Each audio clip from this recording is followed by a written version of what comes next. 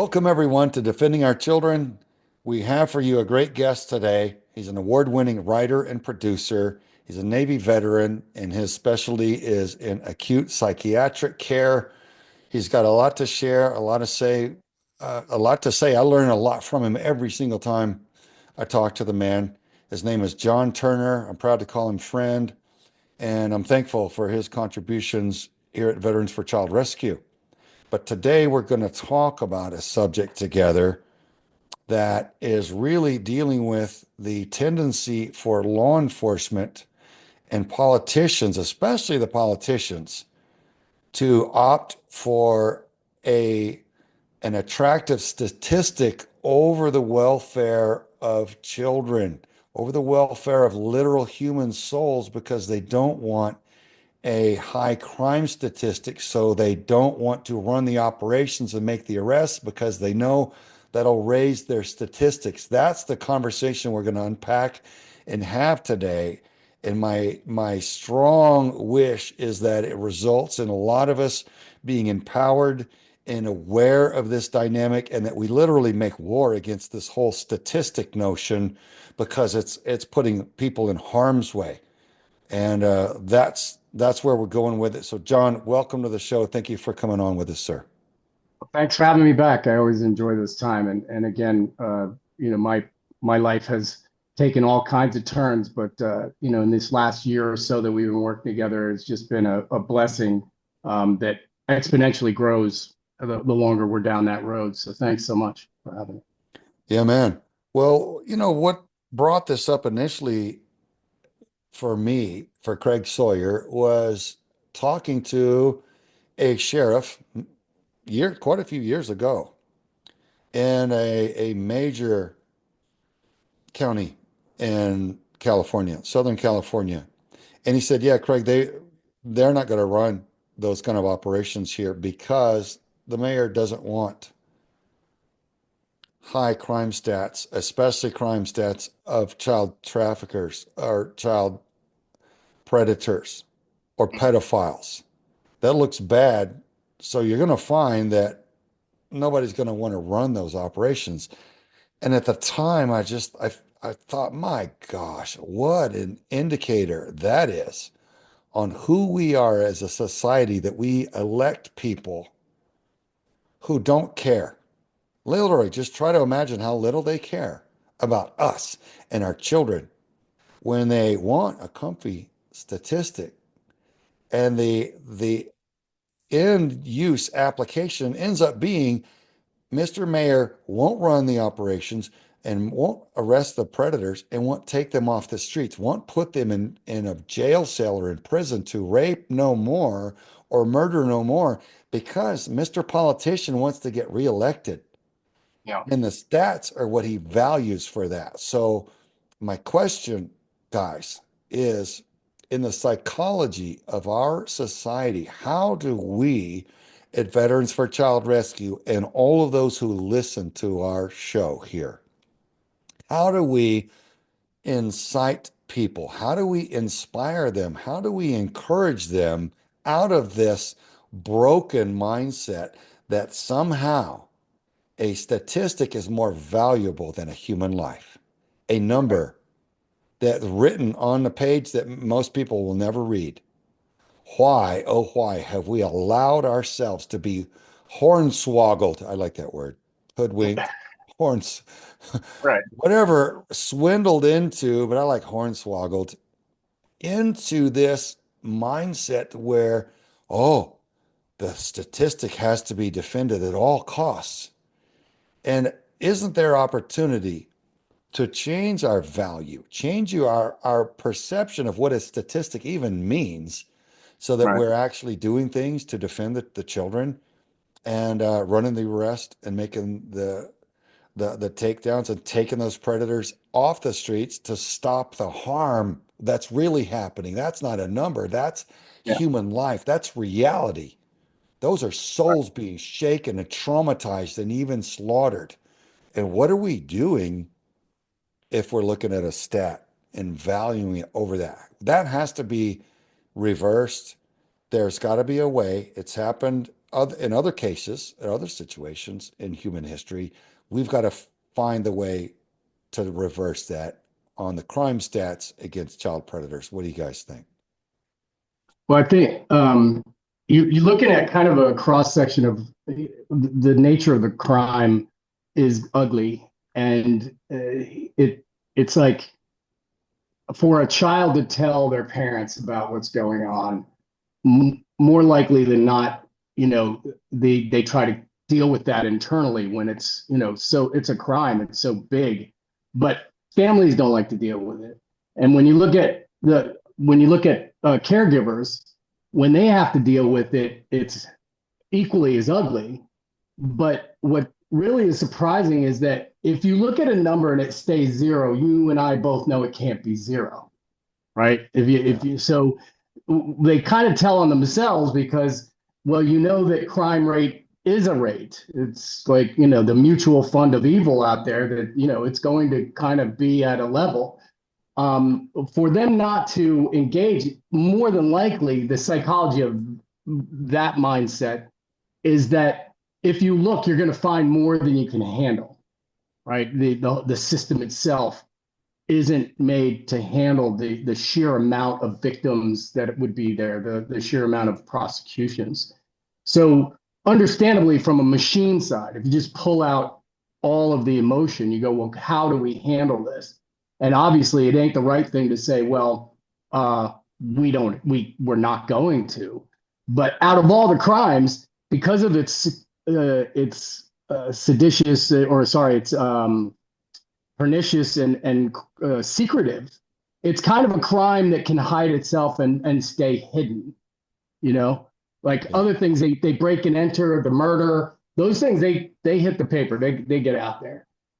So out of all of the things that they can, sidestep, it's one of the things that's kind of built to hide itself. You know. Yeah. It's upsetting to know that we've gotten into this state of mind. Mm. And mechanically, I guess I recognize how it happens. A lot of politicians are not well respected. Why is that? Right? Um, Stereotypes typically happen for a reason. There's a pattern, a repeated pattern that people grow to expect out of something. And politicians have a bad reputation because so many of them have been so selfish Right. in their values, narcissists, Right.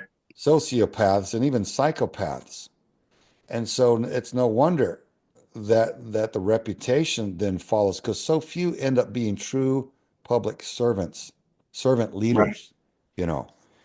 Uh, but even with that, shame on us, shame on we the voters for allowing this. Now, I don't know there's corruption and people get installed. We've been witnessing that more and more. That's coming out, right? We're starting to see the factual evidence. People, those cases are starting to be revealed. Like, whoa, this dude was never even elected in the first place. But still, all across the country, we've got a lot of mayors that are opting for a comfy number for reelection rather than doing his job, rather Right. than having a law enforcement service and protection of the citizens.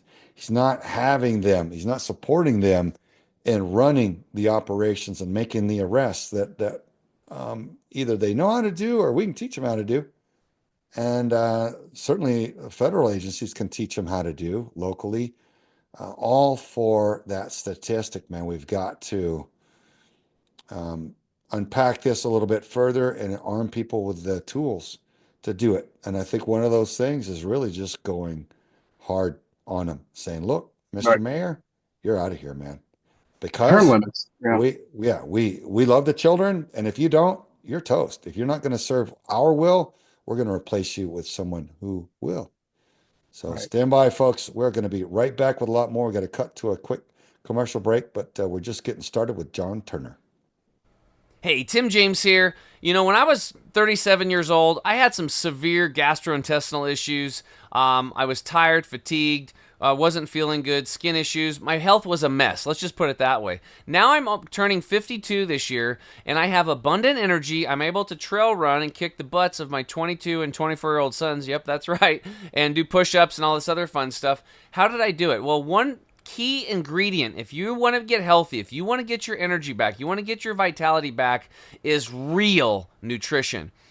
Our soils have been so over-farmed, 85% of the nutrition is gone today, and then the rest is processed out through these processing plants. So what we have created is a formula called Green 85 juice formula. You can take 1 scoop in the morning, and we suggest you do another one in the afternoon, about a half an hour before dinner, and you will revitalize your health. You will get your health back. You will cut your hunger cravings, and you're going to actually cut your grocery bill in half. This product will literally pay for itself because you cannot eat as much food because your cells are now getting the nutrition they need. Go to chemicalfreebody.com/DOC. That's chemicalfreebody.com/DOC. Get Green 85 today and energize your life and your health so that you can feel as good as I do and Craig does and Forrest. We'll talk to you soon. Thanks so much. Welcome back, everyone, to Defending Our Children.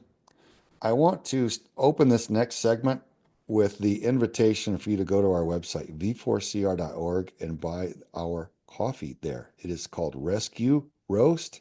And the only reason that we got that from a high quality roaster that we appreciate, and we've got a light, medium, and dark roast pre-ground, and we've got the K-cups for you if you want to use it that way.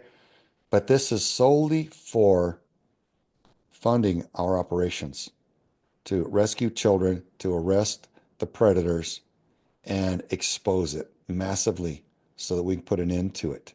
And if you care, whether you care through the quantum physics aspect of speaking well wishes over your food items or the spiritual aspect of praying over it, I do pray out loud over every batch of our Rescue Roast coffee that comes from the roaster. It's just something that I believe I want to do. It makes me feel happy, and I want it to be a blessing to everybody who buys it and drinks it because it helps us save children. So there you go. Rescue Roast Coffee. Thank you for that.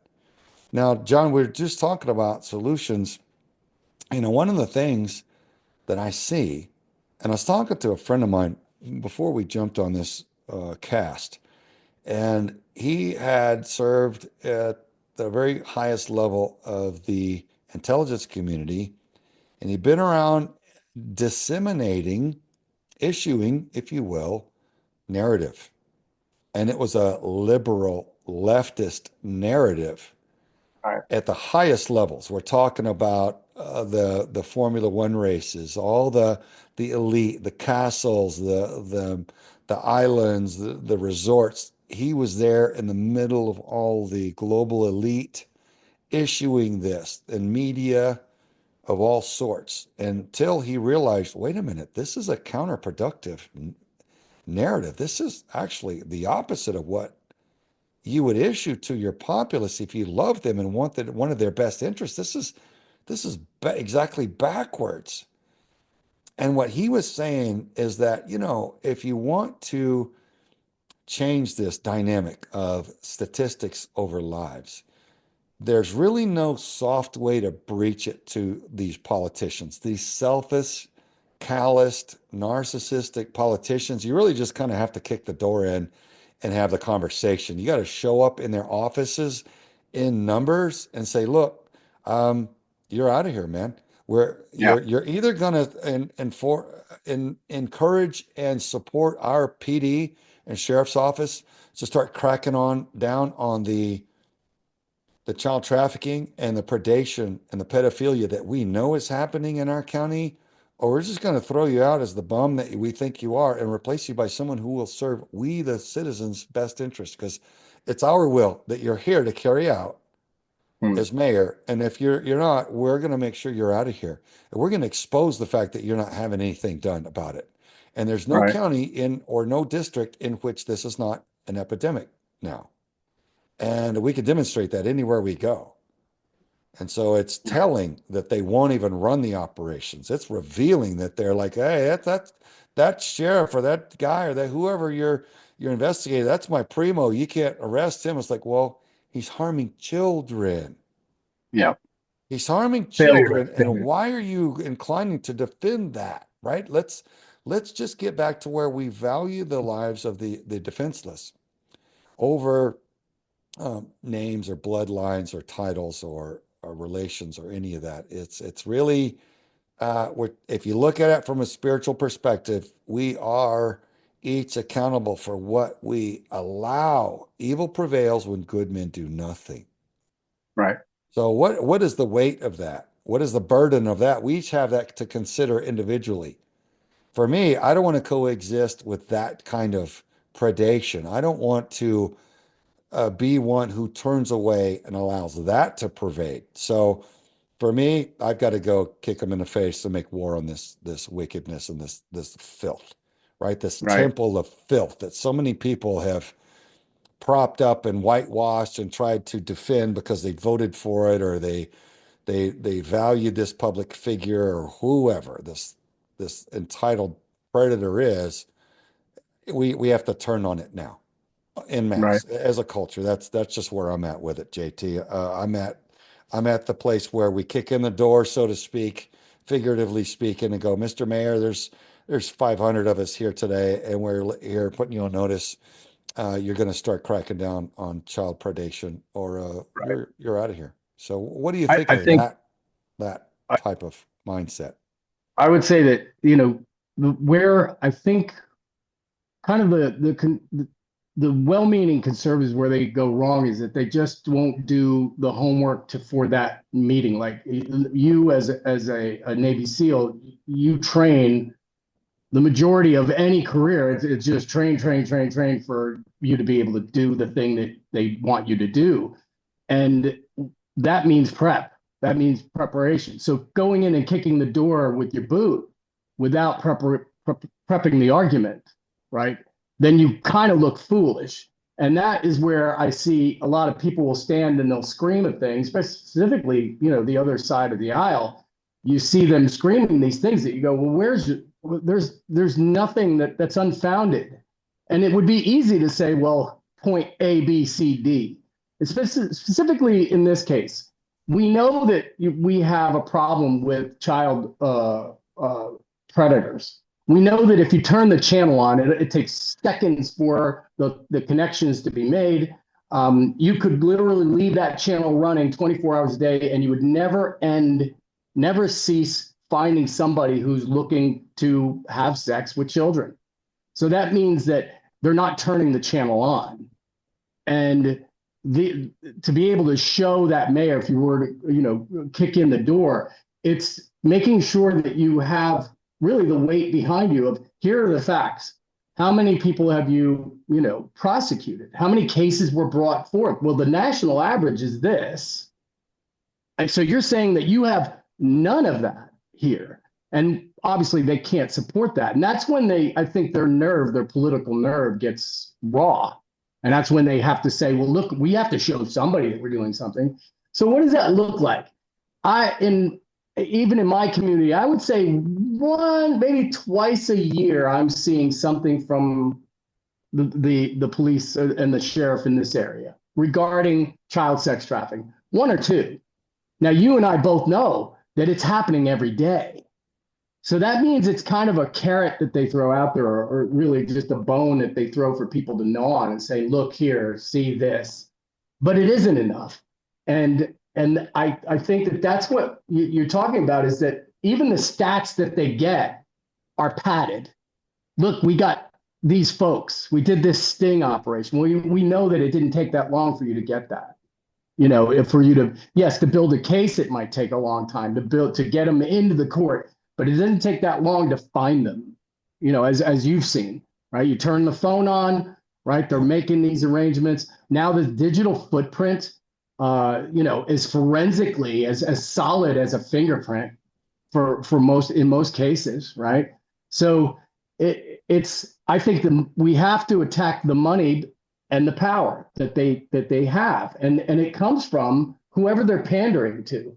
So getting 500 people to stand out there with facts and saying, look, well, let's take a look. Let's just have a discussion about it. Town hall meetings, whatever that is, to get them on their heels. because they can't defend it.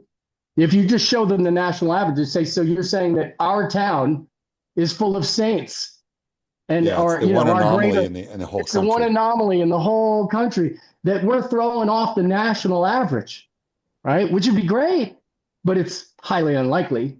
Yeah, how And that did you means that achieve that? yeah, right. That angelic Yeah. presence of So a we complete can, void of predators.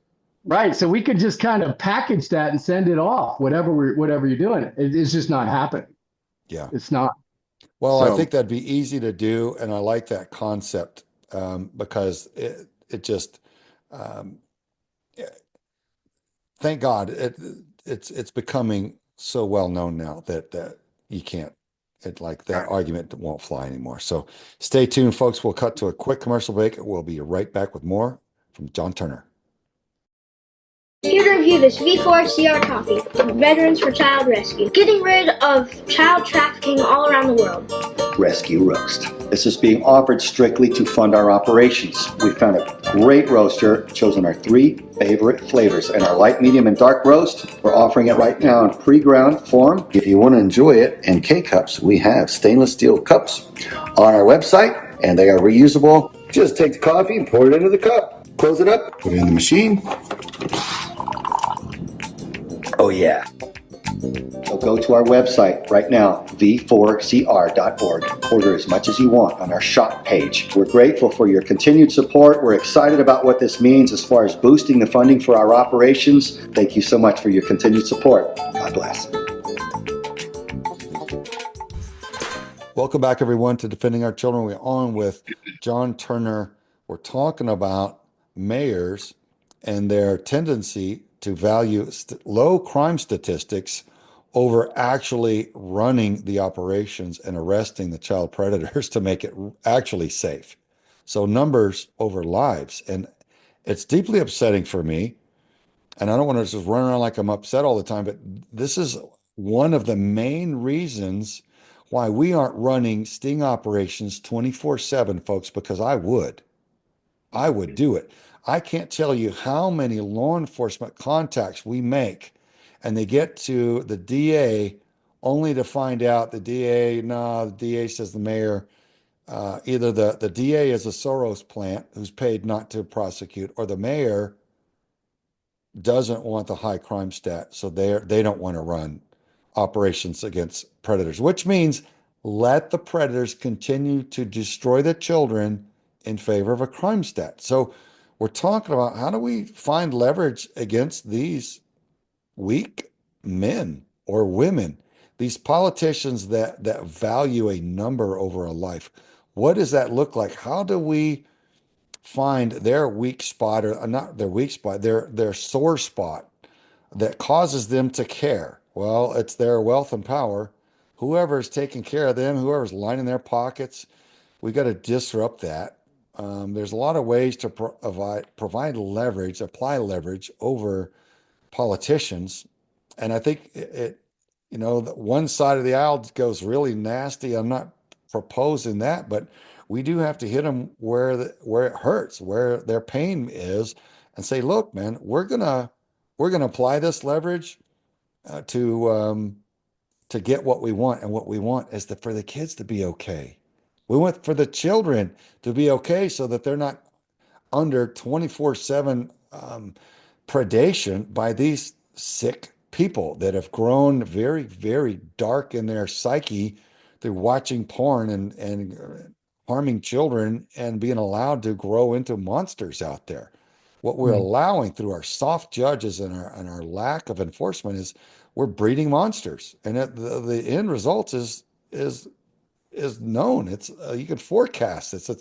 It's simple logic. You look at, if you don't provide a deterrent, then the predators are going to multiply, and that's what we've got right now. We've got an epidemic of predation and a lack of will to enforce the laws against it. That has to change right now, because right now we've got an industrial scale harm of our little precious children.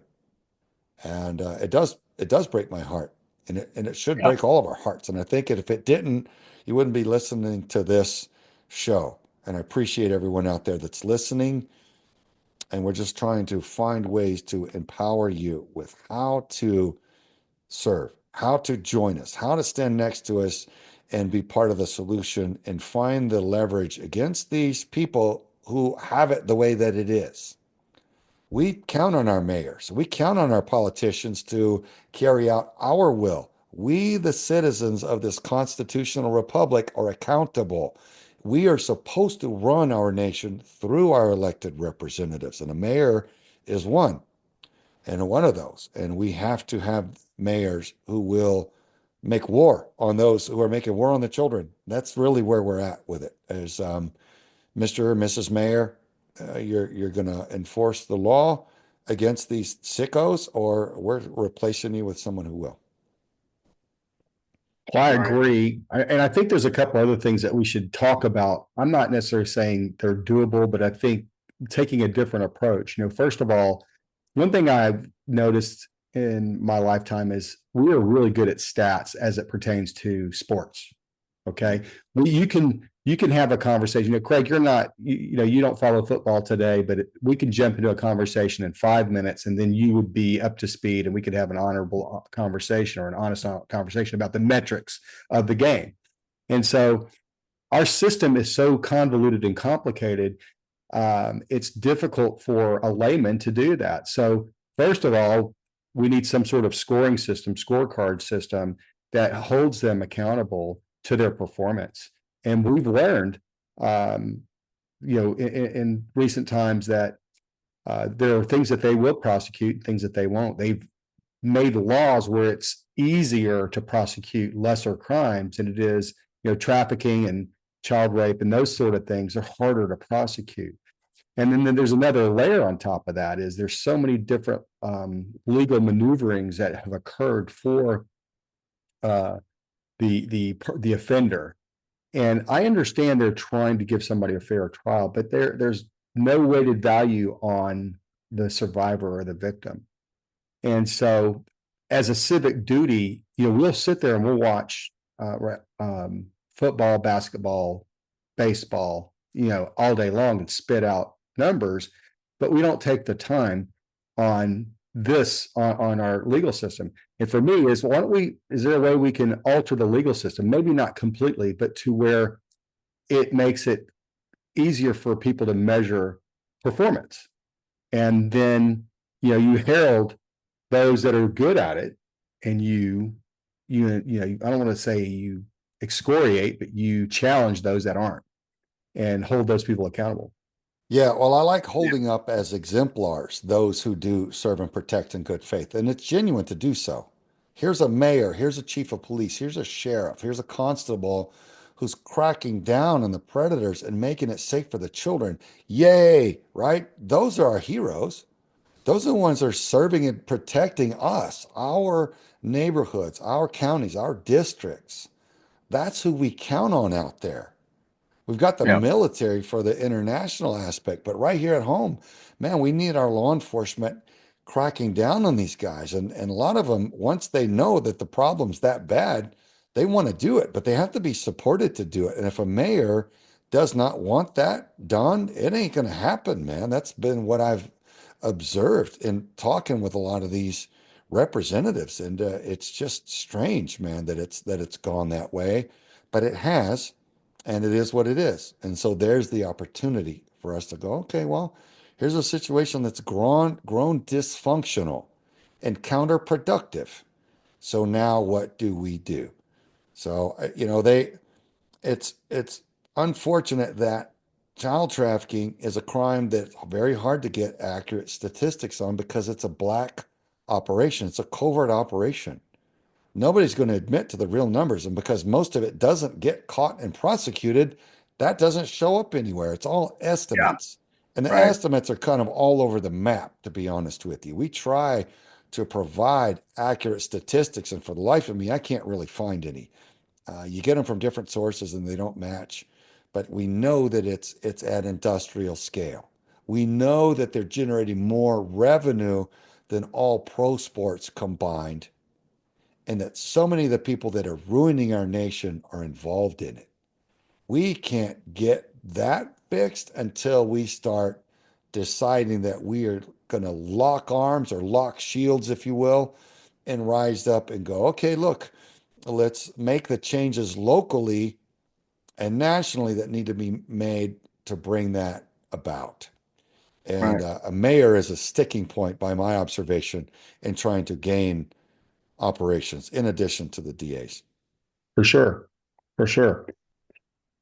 I would say that, one of the things that from a civic perspective is we need to start looking at each portion or each area of the process. And if you look at Jennifer Vega, who we had on last week, and they got a 11-1 not guilty on her ex-husband, but then they went back. They didn't do a second trial. I mean, they were less than five.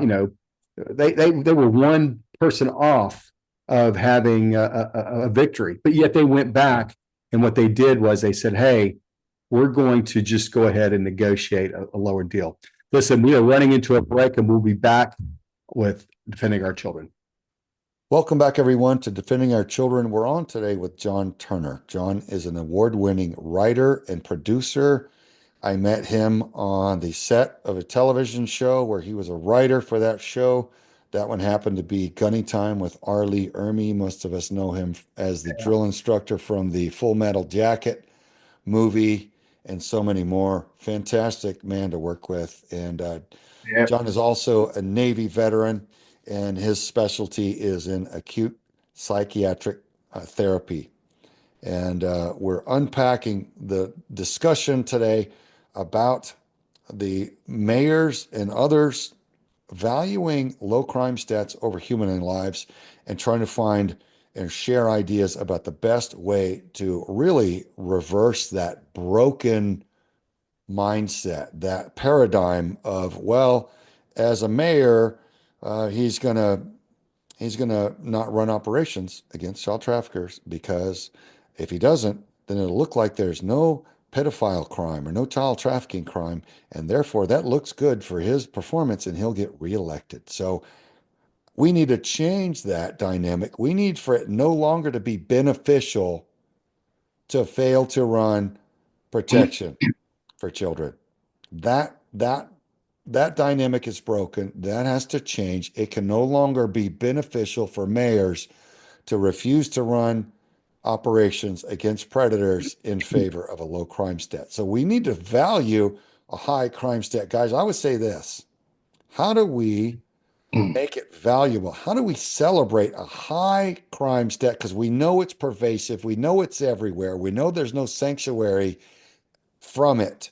So how do we start lifting up as exemplars and say, man, our mayor is crushing it. Not only is he arresting all the predators from our county, he's arresting predators that come into our county from neighboring counties. This man, this woman is a genuine hero. Let's celebrate them. Let's make sure that they get reelected. And let's have a ceremony to honor them for defending the precious, the most innocent, the purest spiritual souls in our district or county. She has been protecting them by putting all these predators away. To heck with the crime stat. In fact, let's celebrate the high crime stat, because that's what it means. It means you have a hero arresting these scumbags. Yeah. What do you make of this? Well, sorry. I look at it like, you brought up about stats and where they can get them from. It's this crime is not reported by any other agency. So if you think about breaking and entry, there's an insurance claim, car theft, murder obviously being a big one with insurance and all that. So excuse me, but those are numbers that are constant, and they are the big numbers for sure. But the problem is that the people getting involved, children that are involved in the system, typically will enter the system after years of abuse. And whether the abuse is real, reported real or not, they end up in that system for, from 6 months to 3 years. That's a long time. And that's a long time on a family if they're not involved. It's a long time for anybody. So when you look at how do they, how do you throw assets at something that will grow and grow and grow? Meaning they're going to need more assets for victim assistance. They're going to need more prosecutors. They're going to need all of these things. But like you said, having a small stat means that you're doing nothing, because we know that the stat is much higher. We know that it's happening. The incidences are happening. So how do you reveal that and make it beneficial? Well, I see it as, if you're scorched earth, get out there and you're beating the bushes, you're constantly doing it. You're going to drive this criminal agency outside your town. It seems to be beneficial that if you constantly got something going on, maybe you're not able to prosecute it to the full extent of the law, but you've definitely, you've definitely pushed them out of the bush, right? They know that people are out there listening to them. The fear of committing the crime, right? You're straining out at least the lower level people that are saying, hey, I'm not even going to risk it. But when you do nothing, well, then you really are a haven for it to be worse. Of course it's worse. So, when you say about mayors, I think that they could probably pass a lie detector test and say, I'm not doing this on purpose. But I think it's kind of like what Trump has showed us is that you go in there hard, you go fast, you do your job, not risking losing it, because he can't lose his job now.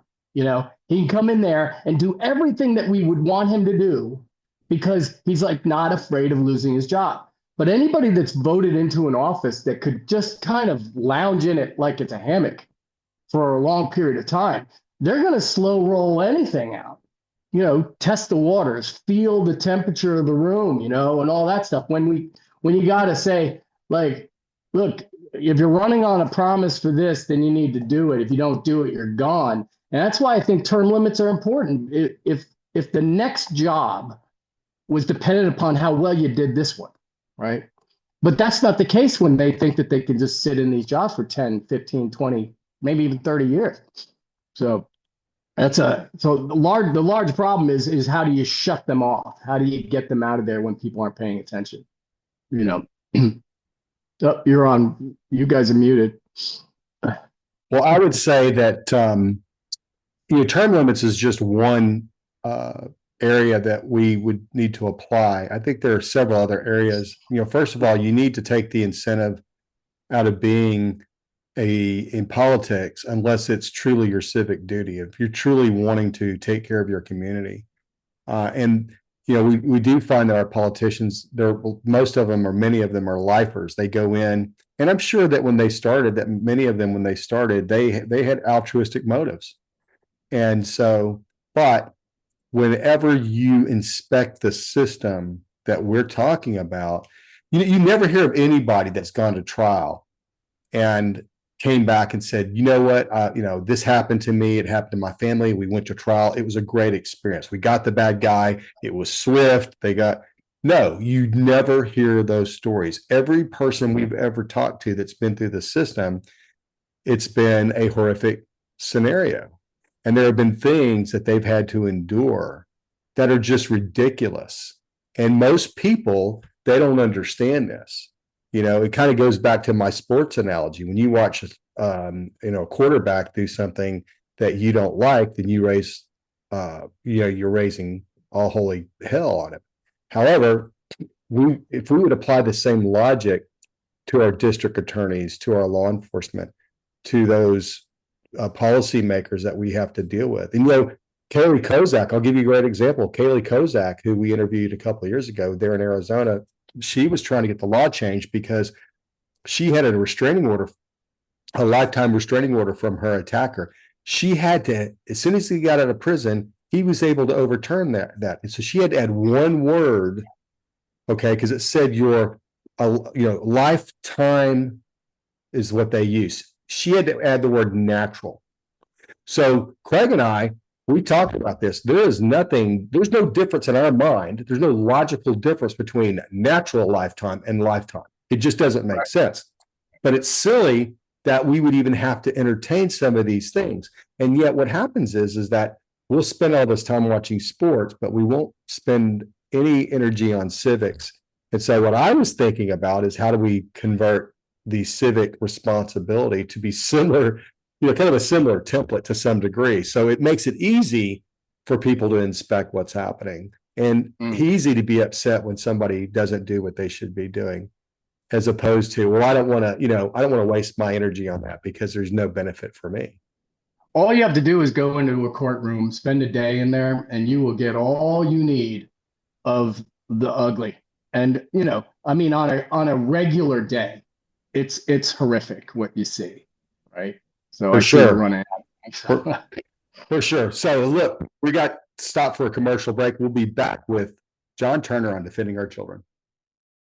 Welcome back to Defending Our Children. And hey, I just want to mention that chemicalfreebody.com is a supporter of ours. Tim James, he is our health coach, and he has a product that we utilize called Green 85. He has several other products. If you go to chemicalfreebody.com/DOC, and you can check out all his products, but they do have the Defending Our Health bundle and 2 other packages that you can do a reoccurring on.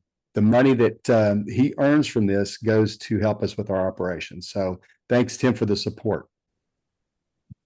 Yeah, Green 85, it's good stuff. So Forrest and JT, what I see is the opportunity to kind of reshape our values and our culture.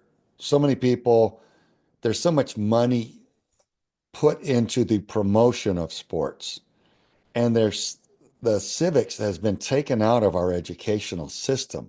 We have to ask ourselves why that's happened. And what I found in researching on the net, it was the Rockefeller family who really got involved in that and started taking over the educational system and others.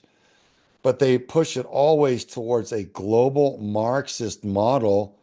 And in that, they don't want the people to know the power that they have. So they've removed the education on civics from our system. So that has to go back in. We've got to reinstall civics in our educational system. Why? Because that's where our power is. That's our duty as civilians, as a citizen. That's how we exercise our power. That's how we assert our voice and our will upon our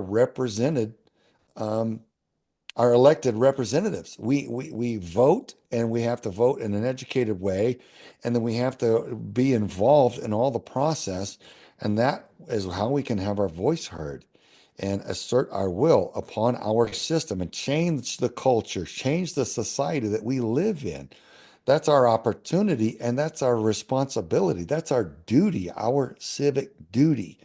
So I would submit to you, civics must be reinstalled into our educational system. We will be more aware, we will be more empowered, and we will have a better country because of it. So, Forrest and JT, what say you? Well, I totally agree. And the way I look at it is if you put civics back into starting at a very early age, to me, this is the development of the front part of the brain where the logic chip is. And we spend a lot of time on things that don't benefit you in a lifetime in education, but reading math, reading arithmetic, history, civics, those things, that information you can use for the remainder of your life. And for me, I understand after studying those things on how it connects the dots of logic. And what does that mean? Well, today we're witnessing adults having temper tantrums over something that is very illogical, over a cup of coffee. They're going to jail because their coffee was made wrong, or their hamburger was made wrong, or they sat next to somebody they didn't like on an airplane, and they're being told they're getting pulled over for speeding, and they're being told over 10 times, sometimes 20 times, if you don't quit doing this, then you're going to jail. And they end up going to jail. And so I find this very illogical and very alarming. And so to me, civics is something that helps connect those logical brain cells where you can understand something that will later help you when you encounter a problem with the system. You will say, oh, wait a minute, that doesn't sound right. I need to address it accordingly. Okay. And I think today, what people have done is they've kind of thrown up their hands and they complain about the system, but they don't really do anything. And JT had a great recommendation, and that is go audit. Just go, take a day or two off and go audit. Go to the courthouse and find a criminal or trial and watch it, and it'll be mind opening. Okay. Yep. And you'll be able to see why we're needed Sure. for jury duty, right? You'll be able to see why intelligent, responsible people are needed in there. If you want a jury of your peers, we have to have peers in there who are productive, accountable, and logical people. If we just have the people that go to jury duty are the ones that can't figure out how to get out of it, then man, if you, God help you, if you get brought to trial for something, your jury may or may not know how to discern fact from fiction. So that's another thing that, it just, I'm seeing guys where by being more aware of how our system works, we can be more aware of our power by participating in it.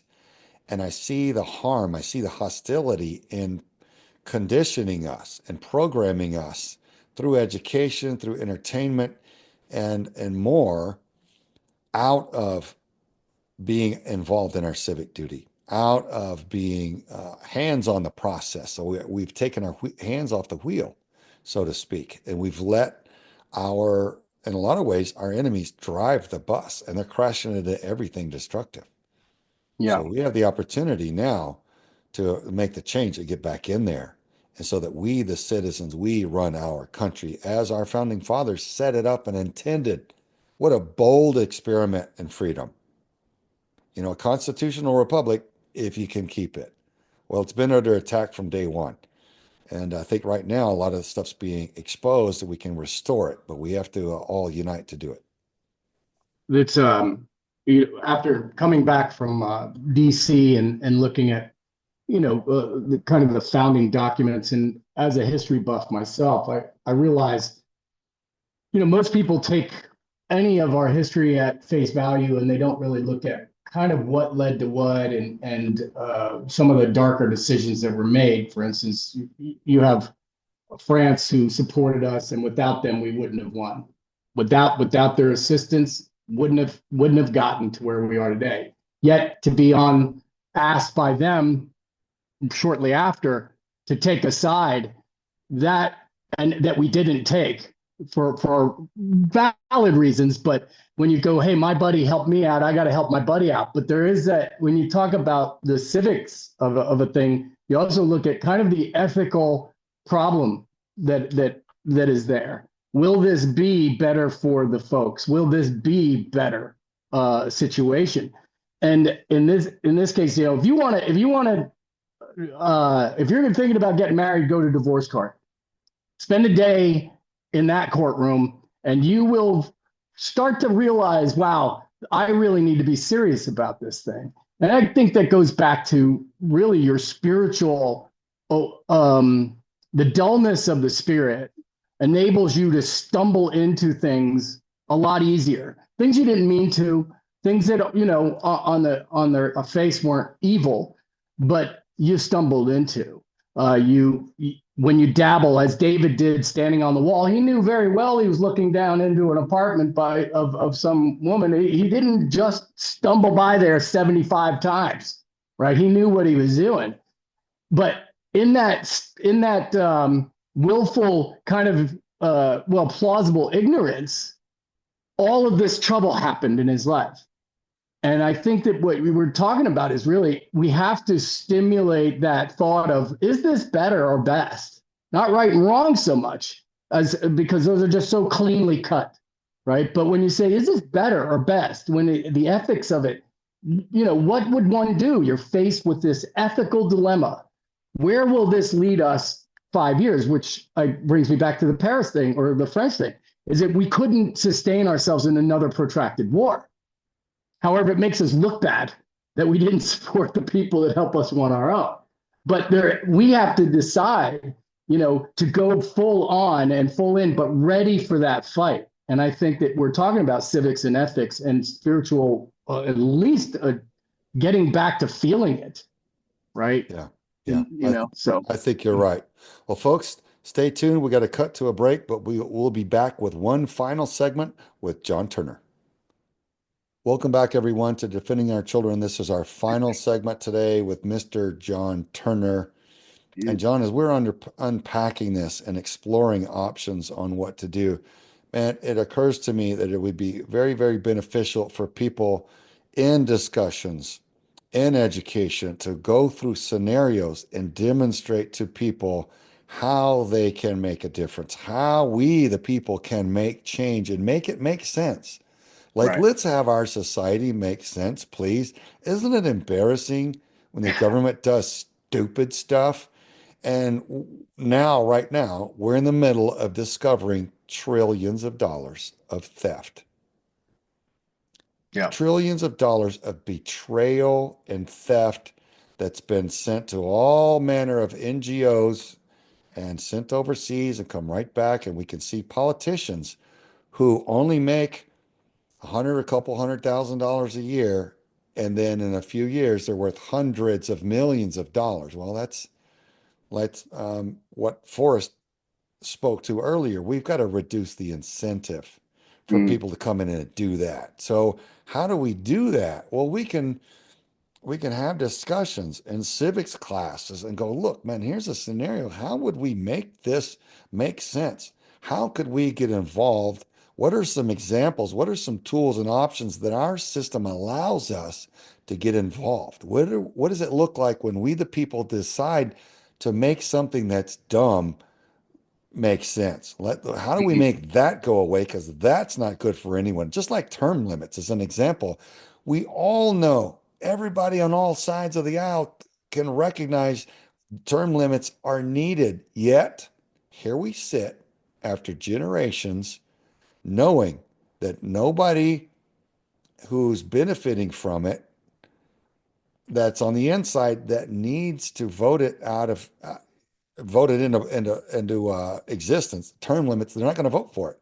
They're the Right. beneficiaries of it, right? Our elected officials are sitting there, they're benefiting from a lack of term limits, and they're not going to vote to bring it in. What has to happen? How do we break that log jam? Because it's clearly Right. stalled, and it's bad for well, it's bad for the citizens. It's only good for the crooks that are sitting there collecting on it. So I think all these lessons, all these examples, we educate ourselves on in our system, and we can have a list of scenarios, lessons learned, man, case studies, Yeah. like we learn about anything else.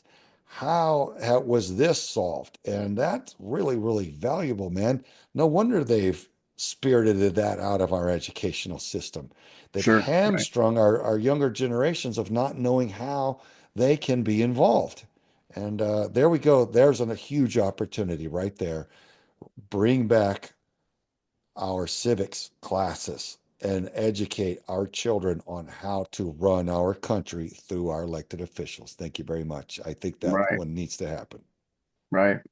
It's when you're dealing with the psychiatric patients, right and wrong, you've got to set that aside because we're not dealing with logic at that point. So it's easy to see where evil lurks. It's harder to know how to get it out of there.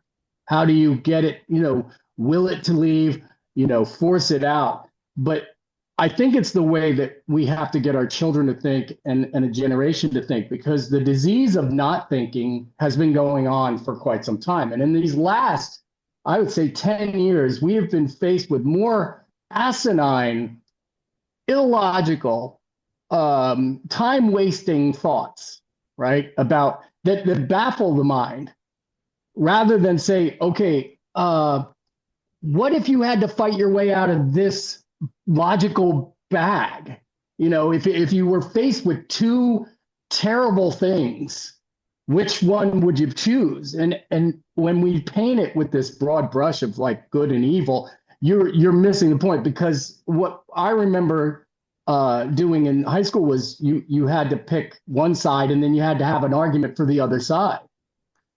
And in doing so, you were more prepared for whatever was coming at you from any direction. And it's not just to do it so you could point a gun at somebody and blow their head off. It was to say, I understand where you might be coming from and what might the answer be to that, rather than, well, that's just stupid and you're dumb and this is that. And boy, there's just, I think that the politicians and the folks we're talking about who are sheriffs and whatnot are like, well, what would we do with all the victims? Well, that can't be the reason why you don't do anything about it, right? Yeah. It's like, but if you open that door, there's a bunch of people who need help in there. And we don't have the people out here, so we'll just keep the door shut. And that it's like is make it a clean spot when you're washing a giant truck. If I make a clean spot, I'm going to have to wash the whole dang thing. Right. Well, yes, please do. Right. Because it's children we're talking about here. Right. Exactly. Yeah. Wow. Well, it's a process, and I do celebrate the opportunity to learn. Even as a nation, we learn. There are hard lessons learned. Some we learn in blood. Right. And I think the big lesson right now, one of the biggest lessons, that we've all been lied to. We've been deceived so very much. Right. And it's been intentional. And that's a painful awakening. And I think the sooner more people recognize that aspect of the dynamic, it's like, okay, you may have believed in a certain institution or public figure. You may have argued on their behalf. You may have voted. You may have fought at the dinner table over them. But when the factual evidence comes out, you have to have the moral courage to see that you might have been wrong. And if the factual evidence is overwhelming, we as a nation have to make an adjustment.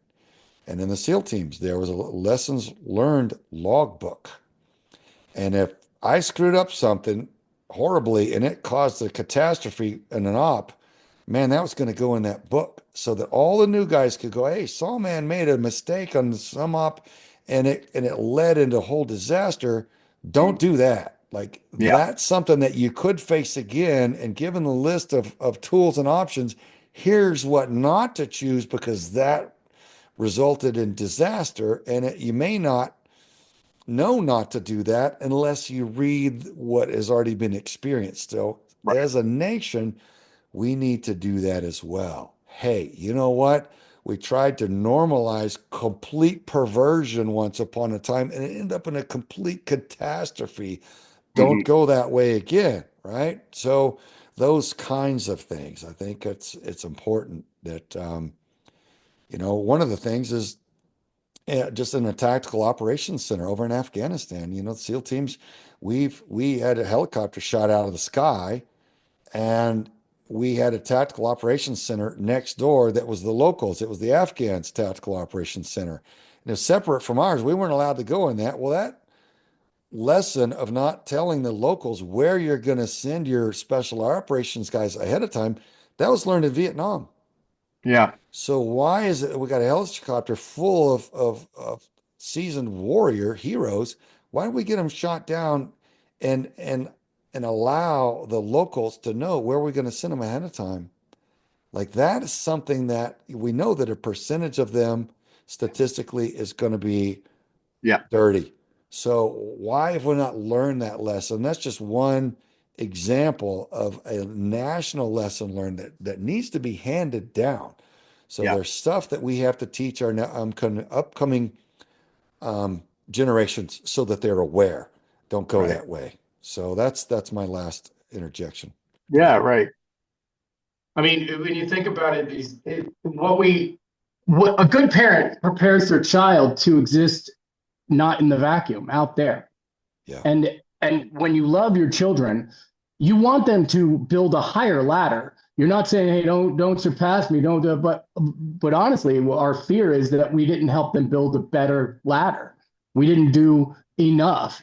And in this case, without if by the age of 12 your child isn't repeating back to you things that make you think, you've failed. And I think that that's what we have to get our kids to do, is to challenge that and say, why is that? Ask more whys, rather than, hey, speak when you're spoken to, kind of thing.